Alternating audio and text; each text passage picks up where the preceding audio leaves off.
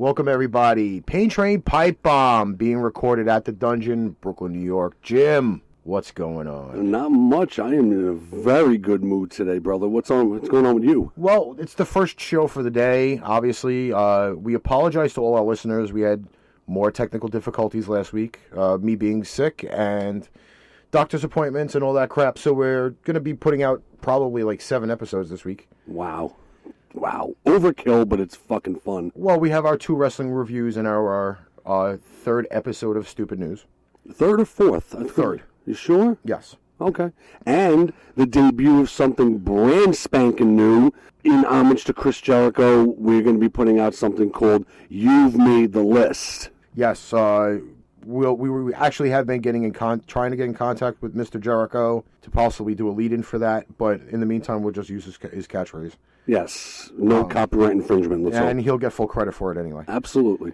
So we are starting off tonight with Raw, April 17th, 2017, at the Ohio State University. Ooh. There's usually always been big shows there at Ohio State University. There's usually a lot of big shows at all the university venues. So we didn't obviously, well, our listeners have not heard the Raw review from last week with the lovely destruction of the ambulance, Roman Reigns, so on and so forth. Yeah. So Raw starts off the show with Strowman wanting competition in the middle of the ring. Mm-hmm. Now, in my opinion, he's had competition. So how do you scream that you want more competition? He's very greedy, it seems. It's funny, though, because he said that he's destroyed Roman Reigns and he doesn't see Reigns coming back. However, now, apparently, Reigns is not as hurt as he says he was. Uh-huh.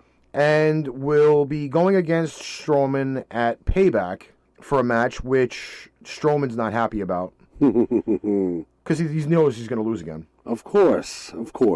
Angle ends up giving Strowman the night off, to which Strowman says, yeah, okay, whatever, go fuck yourself, you bald prick, and storms out of the ring. This sets the precedent for the whole night with him. Oh, yeah. And que sera, sera. Next segment is dealing with Samoa Joe and Seth Rollins. Ah, very nice. Now, they are trying to make sure that all this stuff stays on Raw, SmackDown during the broadcasts or on their YouTube channel. However, it did leak out earlier in the day that Samoa Joe will be going against Seth Rollins at Payback. I don't know why they do this, but they apparently have to do shit like on TMZ or on YouTube when they should just actually done it during the broadcast. You're absolutely right. And if I may, which I forgot to mention earlier, just, stray off the topic for a second, we unfortunately do not have our third partner in crime tonight, and would you care to explain the reason why? Well, she got a friendly visit from her redheaded stepchild. Yeah. And it just is obtaining her from, not showing up tonight. So she'll be back next week, hopefully. Hopefully the redheaded stepchild will have gone back to hell and life will go on. Yes.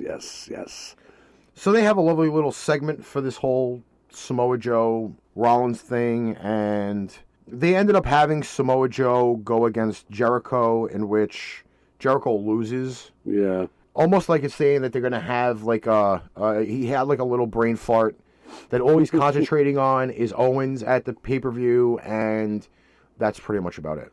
Yeah, something like that.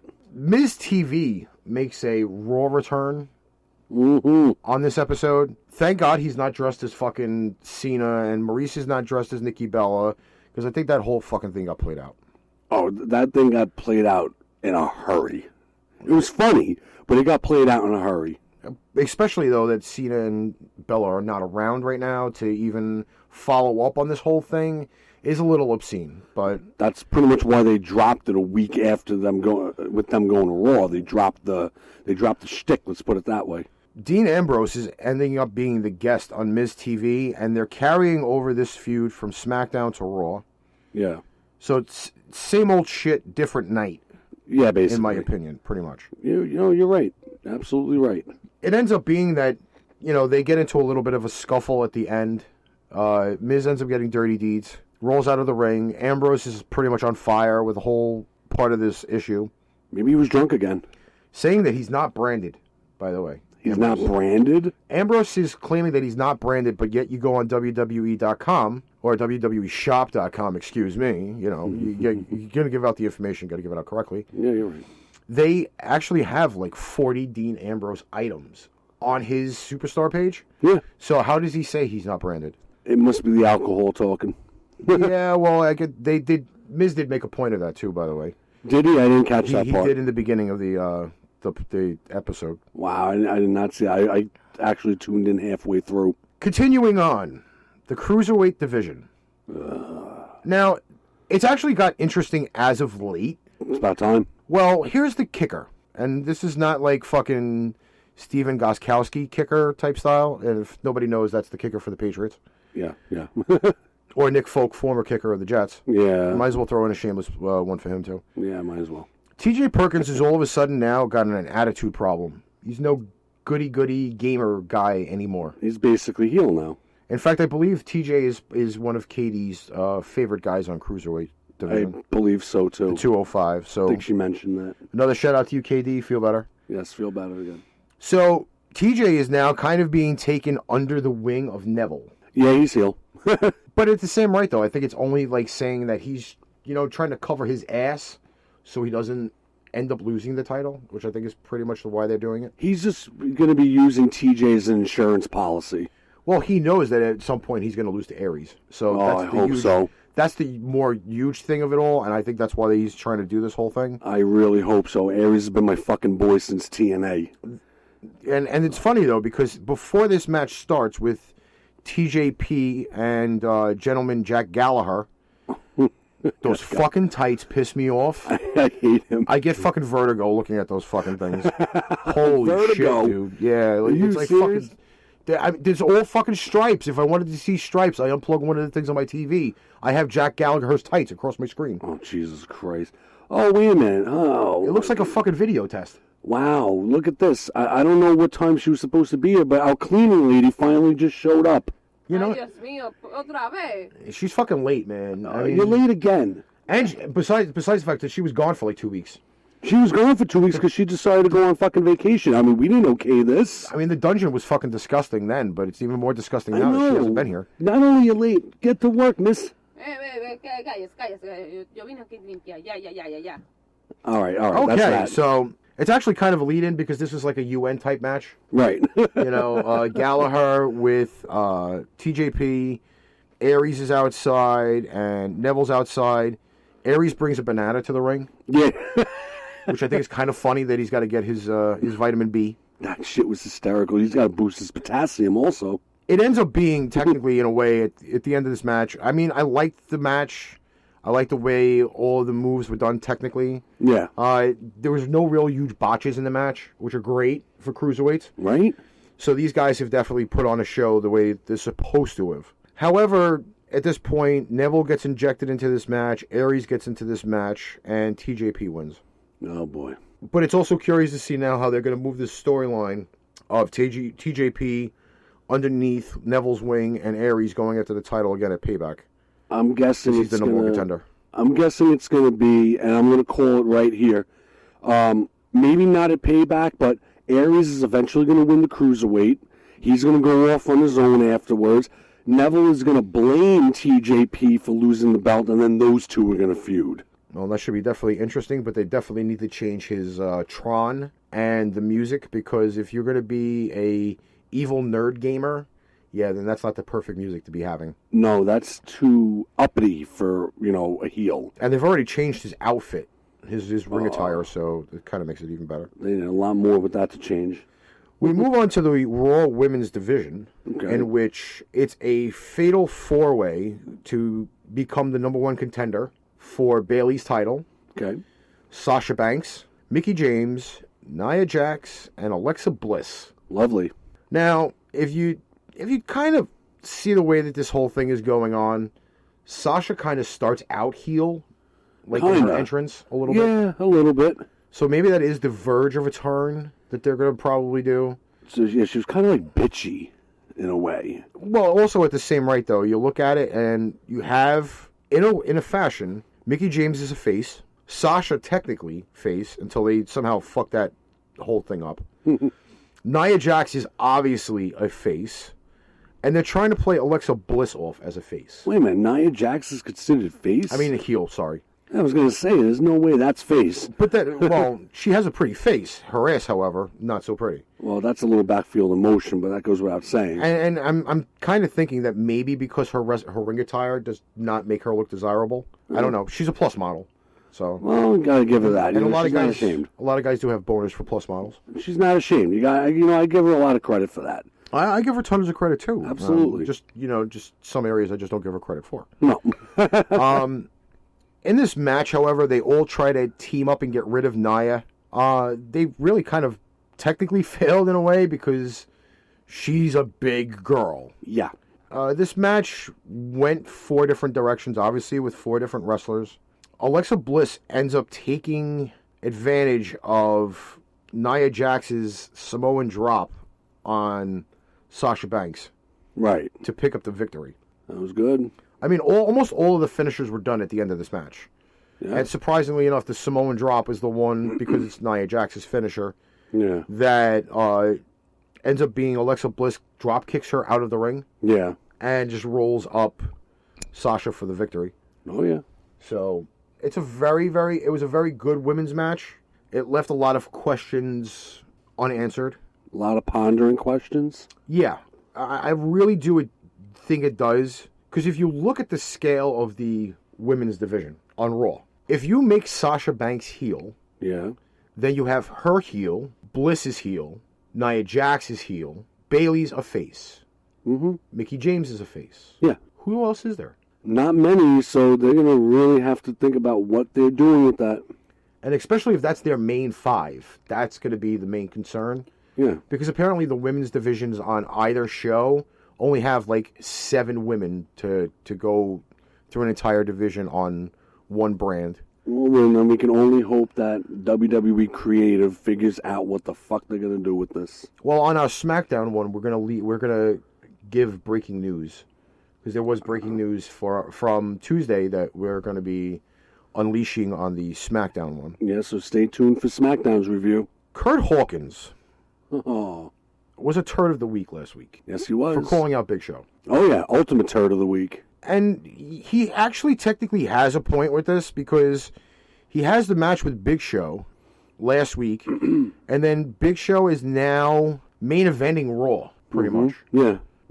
Again, if you're going to be out in the ring and you're going to be doing open challenges and say, well, hey, if every time I have an open challenge, that guy becomes the main event next week on the show. Yep.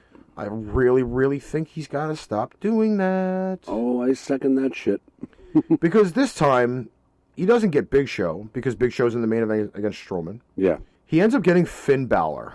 Ooh, lovely. My boy. Now, I know he's back, and he's trying to still get into the cut of things, so to speak. Yeah. However, he does need to make a demon appearance. I know. It's like, did he just completely drop the Demon King getup? What's the deal with that? It's either that, or it's going to end up being that he's only using those for pay-per-view shows. Seems that way. And right now, technically, he does not have a match for Payback.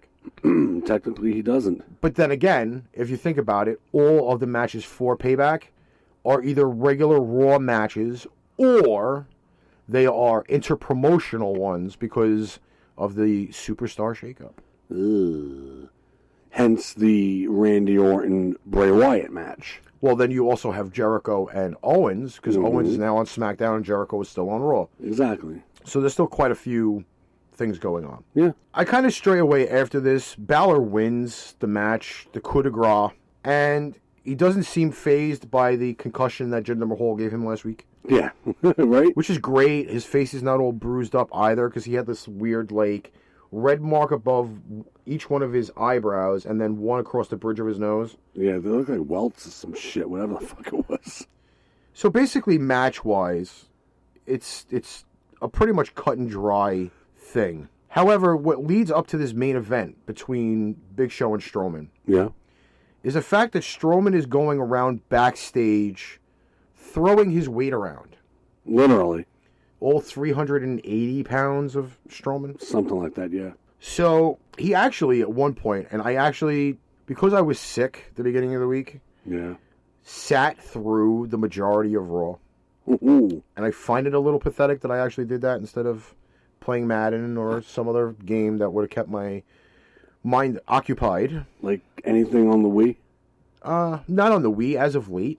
You know, still a little sore from, last week. True. I gotta tell you, Strowman picking up Kalisto after he's whooped his ass and throwing him into a garbage dumpster was actually pretty funny. It was. Kalisto actually ended up coming over in the Superstar Shakeup.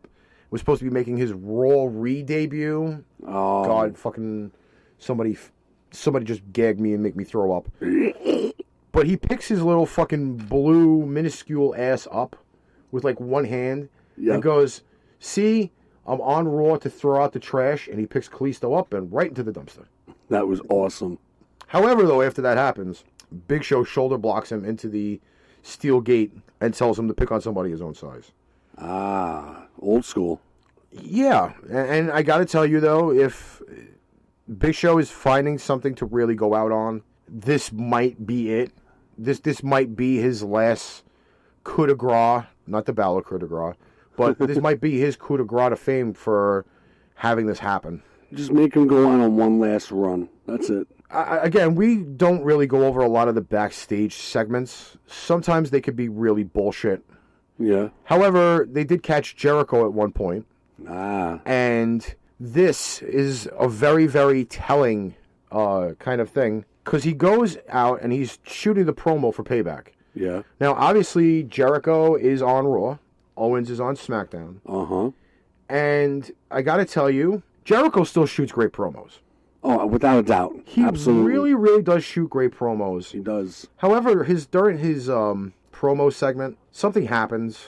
It happened on Raw last week. I thought it was kind of funny that it happened because of that, but at the same rate, his segment, unfortunately, gets that time of the week. Jim, do you know what time of the week it is? I'm getting that strange old feeling that it's unfortunately for Jericho, but it is time for the Turd of the Week.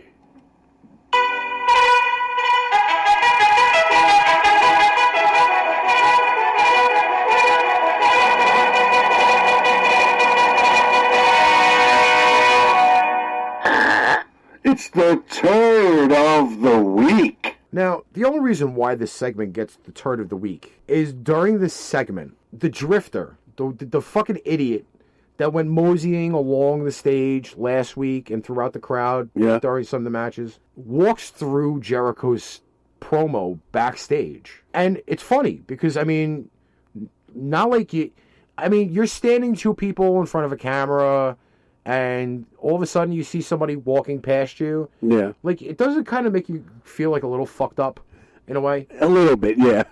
So this Drifter asshole comes walking through, and Jericho... Now, again, I didn't see the clipboard. During the promo, it just miraculously got picked up off the floor. Or something, like it got handed to him or whatever, because I don't think he had it. Yeah, it was definitely given to him off camera. Jericho uses his famous line. You just made the list! Yeah, well, he definitely made that list. So the Drifter made the list, and he was our crowned Turd of the Week. Congratulations, you fucking shit. So it's kind of funny, though, that it happened, but it's Jericho's segment, and I know if Chris heard that, he'd kind of be a little bit pissed off. I don't know. Yeah, I would definitely say he'd be pissed off on that one. Are you having technical issues over there? I am, because I just realized and remembered that my phone is on vibrate and no sound is protruding. Well, sorry about the beep. That's great. Yeah, I do feel like a real total shithead. Well, there you go. Just hopefully everybody heard that one. I'll just have to make that louder. Yeah, if you can't hear it, I'll do it for you again, you deaf fucks. There you go. So now we're going to move to the main event. Strowman Big Show won. That was about, I think, 3 weeks ago, I believe. I'm not exactly sure. I'll have to double check.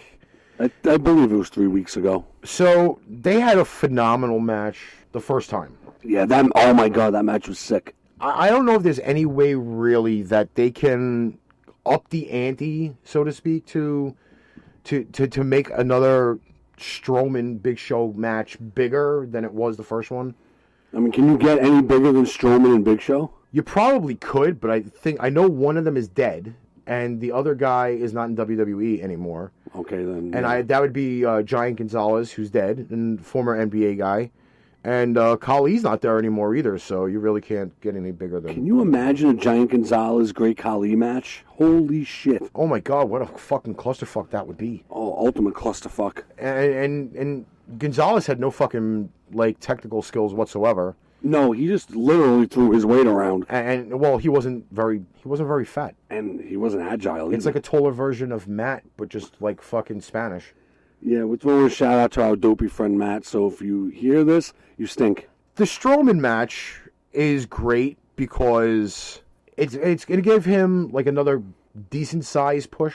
Yeah. I would have to think, or hope at least, because if they don't build him up really good and make him kill Reigns at Payback, it's just pointless. Please don't let Reigns blow McMahon before Payback. That means he's going to win. And you know he likes big sweaty men Oh my god. and Samoans. You notice that? Samoans. Everyone down the line, dating all the way back to fucking High Chief Peter Maivia, has gotten ultimate pushes, no matter if they sucked or not, because they're Samoan. And this is another thing, but before we go any further with the show Strowman, Big Show. Yeah, Strowman Big Show. Okay. We do send our condolences to the Anoa'i family Absolutely. about Rosie. Rosie was just like, he was, I think, a misused character for a while. He was misused. He was underappreciated. You can clearly tell because, he had a nice gimmick going on with the 3-minute warning, with also passed on Umaga, whatever his real name was. But then you turn him into Hurricane Helm's sidekick. He was underappreciated. He was underappreciated, but for, because it's a mention on Raw, and I know it happened after Raw went on the air this week, we do send our condolences to the family. Unfortunately, he's still related to Roman Reigns, so, maybe we're not sending it to Roman Reigns. The rest of the family, yes, but not Roman Reigns. Yeah. Sorry, Roman, you are not on this list. And you weren't on Raw this week, so you couldn't really obtain your third Turd of the Week moment. Going back to the main event. Shall we? Again, this is a big, colossal match that, again, to honestly tell you, you're not going to see a lot of special maneuvers in this match. No, just a lot of weight throwing. This is balls to the wall, just like hit as hard as you can and try to knock the other big fucker down. Right? It ends up being that, like, Strowman ends up kicking out of the KO punch, the WMD. Yep. And this is our show, so we can label it whatever the fuck we want. Do they WWE even call it the WMD anymore? They just call it the knockout punch. I hate when they water shit down. And then they ended up doing what is a replay of Big Show and Lesnar from SmackDown. And Big Show, Mark Henry from Vengeance. So they end up doing a superplex off the top turnbuckle, and the ring explodes. Oh, yeah. Now, Again, there's no winner to this match, obviously. clear no contest. John Cone, the referee, got flung like a little ragdoll out of the ring when it exploded. You saw that shit? Oh, my God. And to the marks out there that have not realized that this was pre-planned before the show went on the air, the significance of this whole thing was this. Now, if you're going to have this happen, make the ring look normal. Right? You have those big LED boards around the base of the ring. You have the LED posts or the post covers on the ring. None of these were present during this match. Right. Now, to recollection or not, I'll have to go back and look. But I'm sure these LED things were not there the entire night. I couldn't tell you. I don't even really pay attention to those. And here's the even bigger kicker is that the first time that these two wrestled, well, presumably wrestled, because it's Big Show and Strowman. Yeah. They really did not reinforce the ring the way they did the first time, because they actually showed the ring crew fixing the ring before these two guys wrestled. Right. The last time. So maybe this was pre-planned, but however, no winner. The referee is being carried back to the ring. Strowman pretty much leaves on his own. Big Show fights to leave on his own. And the crowd is saying, thank you, Big Show, at the pretty much off the air part of the show, Yeah, and that's how Raw pretty much ends. that's right. Rating wise, I can't really give this one anything, and I know I've missed 2 matches. I'll go back briefly surmise to what they were.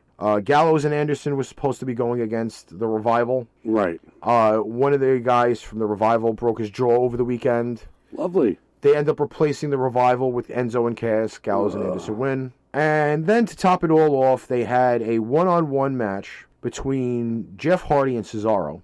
I thought it was a pretty good match. But Jeff Hardy's showing his age. Both the Hardy Boys are showing their age, and that's the problem at this point. Yeah.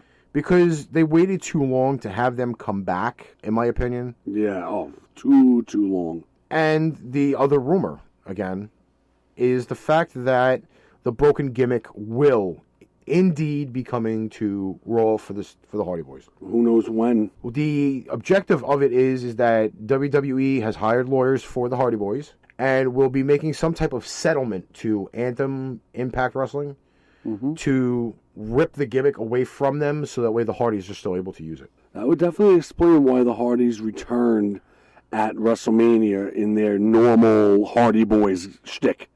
You know, music, outfits, you know, personas. Well, it's going to end up being that they're going to be going back to Broken very, very soon. And I'll put Broken in very big quotation marks. I really hope they go back to the broken gimmick because that shit fucking sells. So, all right. So, Jim, obviously we've gone over this. It's 29 minutes in, I believe, just under. And we're trying not to kill our listeners with all these reviews because this is why we don't do backstage stuff very much. And we try not to hit the rumor mill and go crazy on a lot of the different things. But, you know, Elias Sampson, the Drifter, is the turd of the week. Aha. So, Jim, give them your rating for Raw. I give Raw a 7.3. Any specific reasoning? I think because it's been one of the better shows as of late. Is that because of the exploding ring or just in general? I think it's, you know, a little from column A, a little from column B, but I'll tell you, with the destruction of that ring, with those 2 gladiator heavyweights, it definitely boosted my rating. I was originally going to give it like a 6 if there was no exploding ring, but that boosted my rating. So it's just been good all around. While you've been giving your review on that, there were no LED lights the entire night on Raw. Ah, see. So that was already predetermined before the show went on the air, people. Uh-huh. I might be wrong. Maybe I'm not sure exactly where I'm going to go with this rating, but 7.9. 7.9, wow. What's your reason behind that? Well, I like the fact that they're trying to do... Oh, we're getting a phone call. We'll have to call him. I'll have to call him back. 7.9, I'd say for Jeff versus Cesaro, for one. That definitely boosted, yes. The Cruiserweight storyline is getting better. It's about time. Strowman running around backstage and destroying shit against Angle's better judgment. And throwing Kalisto into the trash? Kalisto going in the garbage was just perfect to begin with. Because he's garbage. He does not belong on WWE. He's a little bastard. If you're going to put him anywhere, put him on the Cruiserweights so where he can botch moves and fuck people up. He's a little bastard.